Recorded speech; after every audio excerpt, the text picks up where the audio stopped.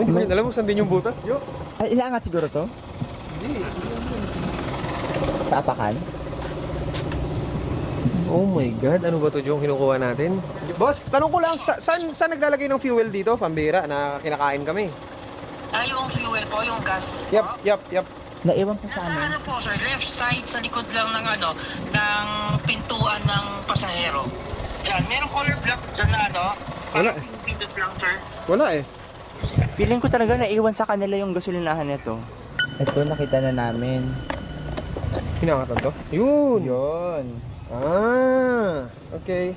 Dito boss. Pakilagyan. Kaya natin hanapin dito pre yung saan dito yung saan nilalagay yung gas dito pre.